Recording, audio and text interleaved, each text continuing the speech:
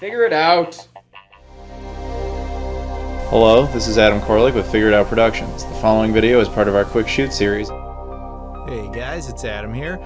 As I'm sure you guys are very sick of hearing about at this point, I recently took a trip up to Toronto just for a weekend to attend the Waterloo video game swap.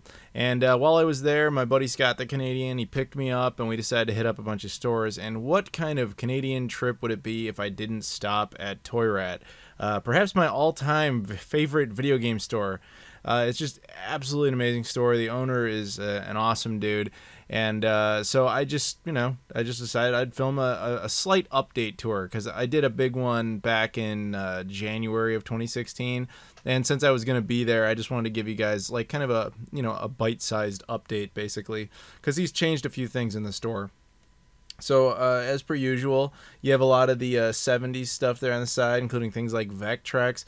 If you're in the Southern Ontario area, or for either, you're a citizen of Canada, you're in that area, or if you're like myself, you're an American and you happen to be in the area at some point, he's like the premier guy for anything like really pre-NES. So like Atari stuff, Coleco stuff, and television, Vectrex. Like, if you want something, he's going to be your best bet to find it.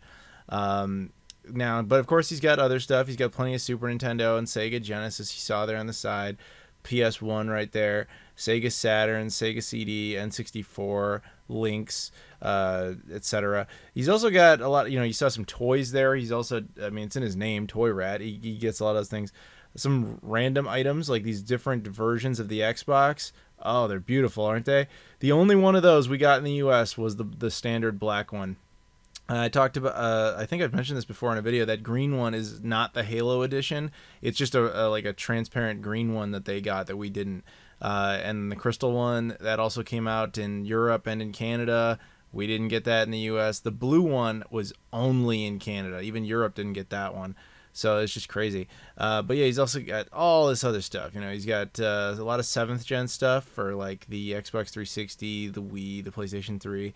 But like he's also got a lot. I thought this caught my eye. Terminator 2, Judgment Day. Like I can't remember the name of that toy. But, the Rock'em Sock'em Robots. That's it. That was just like, wow, that's weird. He's got glass cases with a lot of your more high-end items, the things people would come in looking for. Check that out. The gold nunchuck for the Wii. That was a Club Nintendo exclusive, I believe. Along with the Wiimote, which would come with some versions of Zelda. Teenage Mutant Ninja Turtles Hyperstone Heist in there, which I've had that game for years. I had no idea that was rare now. But yeah, all sorts of stuff. High demand NES games and DS consoles and GameCube stuff, N64 stuff. Yeah, just really, really good. And a TurboGrafx CD. I had never seen one in person, so it was kind of nice to get to see one of those finally. A lot more Super Nintendo. Which he and just about every owner will tell you it's really hard to keep high-end Super Nintendo stuff in stock. Look at that Sega sign. That thing's awesome. Now this used to be DVDs, and then after that it became vinyl records, and now it's hosting PlayStation 2 and Xbox games, original Xbox. Like I said, you should go back and watch my January video, January 2016 Toyratt video, if you want a sense of how the space has been re-altered. But yeah, he changes it up from time to time. So a lot of Xbox and a lot of GameCube there. Very nice to see all that stuff. Along with vinyl records, and he's moved a lot of the consoles over here, which is really very cool. I like the way they just kind of hang out there. I think they're really good wall art. And of course, he keeps the boxes up like that, and he's got all sorts of posters and just all sorts of cool stuff. Random figures and the Ninja Turtles.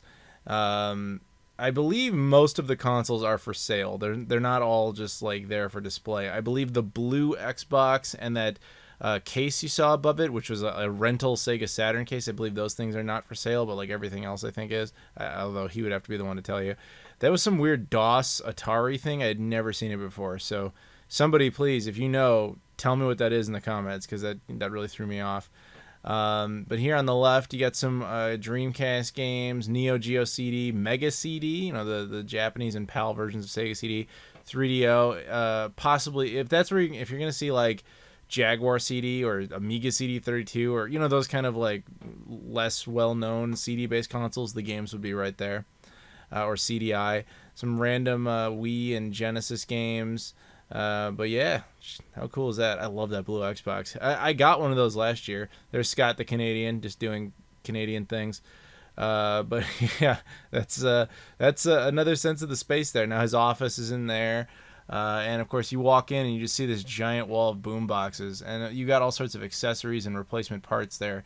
So yeah, that's just a quick updated look at Toyratt, and I think it's still, it's really, man, it's like my favorite store. It's just an absolutely awesome store, and it is also Scott the Canadian approved. So that was an updated look at Toyratt. As I mentioned before, I usually go up there in the winter, and I usually come back with like boxes and boxes of stuff. So this time, for this little quick trip, I decided to just take it easy, because there was plenty of stuff in there that I could have jumped on, like the TurboGrafx CD, or the Wonder, the twin Famicom Sharp thing. Suddenly name's escaping me. You guys know what I'm talking about. I totally want those things, but I was like, no, just relax, just get a couple of things. That's all you need to do this time around, especially because I was buying all this other stuff. So I did come away with a few pickups, and I wanted to show them to you. First up, a game for a console I almost never pick anything up for, but it was nice to see.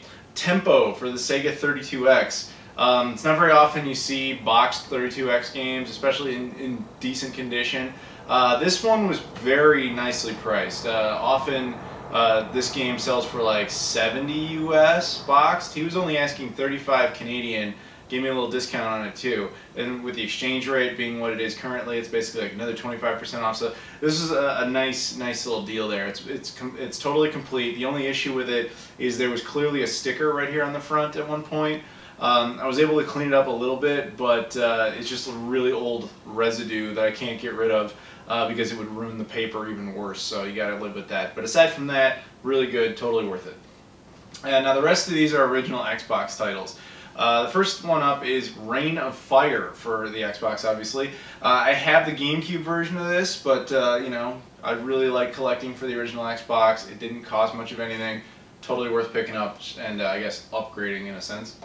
Next one I got was Speed Kings, some sort of motorcycle game. This one I was very happy to find because whenever I see this game, it is beat to shit, expensive, missing a manual, scratched disc, or, you know, just sun faded. Just there's always something totally wrong with it. TMNT Mutant Melee. Now the thing is funny about this is he had 4 copies of it. I've never seen anybody with 4 copies of this particular game. Again, it's not particularly valuable. Nothing in the original Xbox really is, except for a Jurassic Park Operation Genesis. But and now I guess Teen Titans is up there. But it's just one I never see, and when I do, it's always beat to hell. So it was nice to get that off the list. And then there was this one, the one that I was the most excited about. And the reason for that is I've been looking at the library of the original Xbox just to get a sense of like what's common, what's not common, what's expensive, what's not expensive. This game is not expensive, but it's extremely hard to find. I can't find like any eBay listings of it. I never see it in the wild. I couldn't believe he had it, but he did, and he actually just gave it to me for free, which was amazing. And that's World Racing 2 for the original Xbox. Now the PAL version of this is extremely easy to find, no problem, they're all over eBay. But the North American version, I'm not sure why, but it's hard as shit to find. But if you do find it, it's not worth more than like $10 US. So, I don't know. That's what makes the original Xbox a really fun console to collect for. Even the stuff that's impossible to find only costs a few bucks. Again, with the exception of Jurassic Park Operation Genesis, and now Teen Titans is getting up there. But yeah, so there you go. Those are my Toyratt pickups for May 2016. Well, now by the time you're seeing this, it's June 2016, but yeah, that's when I picked them up, was in May. So thank you, a huge shout out to Toyratt himself for you know, giving me a good deal on all this stuff. Thank you, Scott the Canadian, for bringing me out there. Thank you guys for watching, and I'll see you all later.